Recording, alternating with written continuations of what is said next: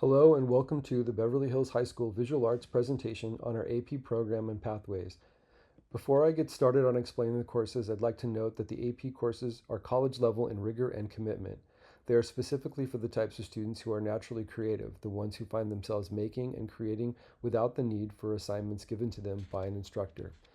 However, it is important to note that these courses are not just for students who wish to pursue the arts in college.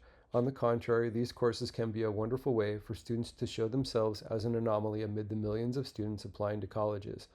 It is a vehicle for showing how unique they are as individuals and can be a great way to improve chances of acceptance to universities, no matter what you study. We currently have 4 different pathways for advancement throughout the visual arts. The advanced placement exams in the visual arts are completed under the topics of 3D art and design, 2D art and design, and drawing, which are submitted in May in the form of a student portfolio. Our 4th pathway is the animation course sequence, in which students can earn certification in Toon Boom's Harmony and Storyboard Pro by the time the capstone is completed. This is not an advanced placement course, but the student will have a resume item and an impressive reel for college submission. Each portfolio has 2 categories where work is submitted. The first is the sustained investigation, and the second is the selected works. The sustained investigation consists of 15 digital submissions, that is, photographs taken of the student works and uploaded to their College Board account portfolio.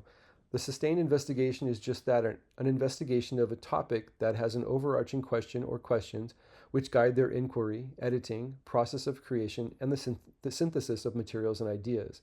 The process of creating each piece will give rise to new questions which guide their process into each consecutive project.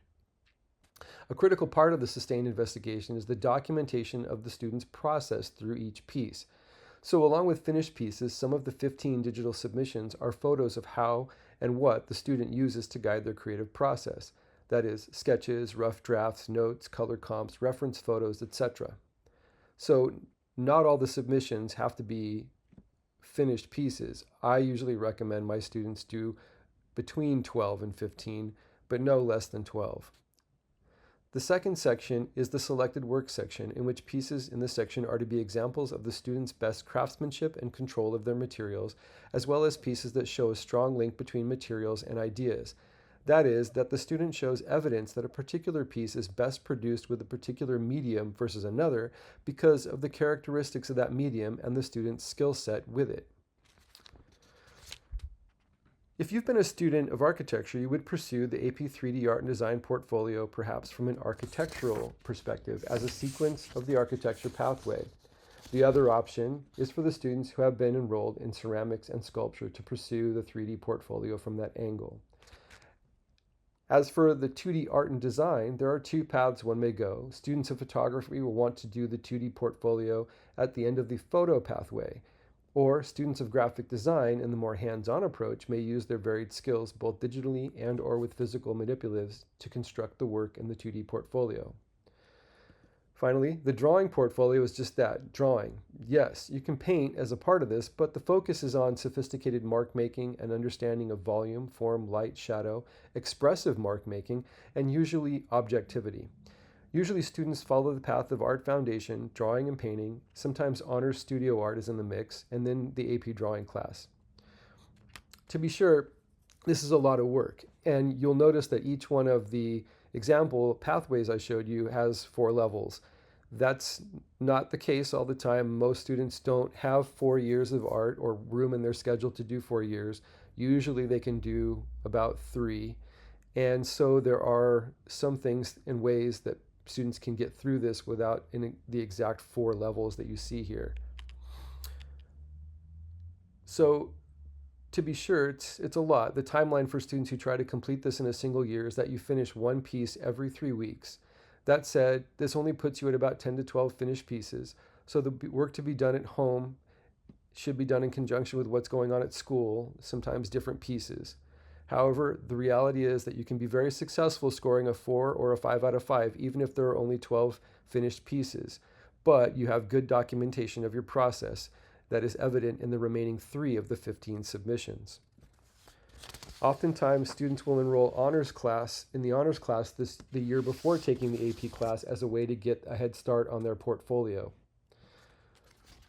It's a requirement that a student has completed at least 2 years of visual arts courses prior to enrolling in the advanced placement classes.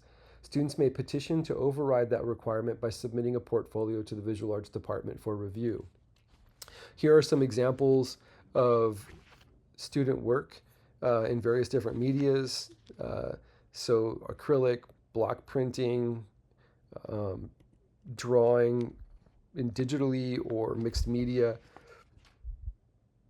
You can see there's lots of different types of materials that are being used here, lots of expressive mark making, some students working more design-wise. For example, in the upper left here, this is more of an architectural-based design project. And photo and Photoshop, things like that. So there's a lot of different ways that students approach this. It's not just about photorealistic drawing or painting. It's not about completely going digital. It's really just what the student does best, and they try to showcase that throughout the whole thing.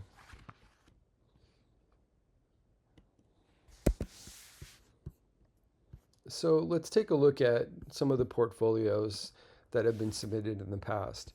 So what you'll see here is there'll be 15 pieces that you have to then notate what your materials are. In this case, you can see the student's quite accomplished with digital skills, and there's a written part of the whole exam as well that's a part of this, and they're really short answers. So let me just kind of scroll through these and kind of show you what they've got. This student was designing for a game, and so the idea was to create sets, characters, and props for the game. And in this case, they basically created 15 pieces. So if I was to start, these are all these 15 are finished pieces too, unlike some. And so they did do a lot of this work in more than just 1 year. So quite accomplished. You know, this would represent somebody who actually scored a 6 on a portfolio, which became the benchmark for whatever the 5s were. So that's kind of how the College Board scores portfolios. They pick out some of the ones that represent kind of the pinnacle. And though they actually get a 5, they set them aside as a benchmark for grading the rest of the portfolios. And the intent for this particular student is that they were doing both their college application portfolio, which was thematically based and very structured, and then using it also as their AP portfolio. So another example would be this one right here. If I can expand this out here. So this was a drawing portfolio, and I won't get into the ins and outs of all of what their themes were, but you can see that there are multiple renditions. So this top piece is what came from the bottom piece here for image 4, that they're showing their process of working. They're investigating and doing studies in their sketchbook. And each piece is supposed to represent a separate angle or some sort of new direction or focus on the overarching question. And this particular person uses quite a variety of different materials because they were sort of exploring things at the same time that they were exploring their topic. So like I said, some of your 15 submissions can be your sketchbooks and your evidence of process. So here's another portfolio right here. Grab that, sorry. And so some of these students did have classes for 4 years. Some of them had maybe 2 or 3. This particular student was, I think, a 10th grader when they first did an AP, their first AP portfolio, and they then came back the next year to do the other type. So they did both drawing and a 2D art and design portfolio. So examples of documentation, you're showing your sketches, your ideas, different materials, new approaches to things. You can see quite well here, this is the sketchbook itself, and then the written response. So here's another one that was 2D design that kind of shows a variety of different types of materials. So mixed media.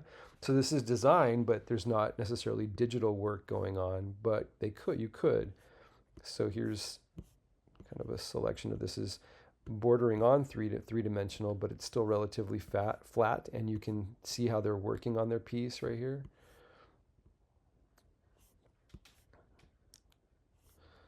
And this is kind of what you're headed for the 2D Art and Design portfolio.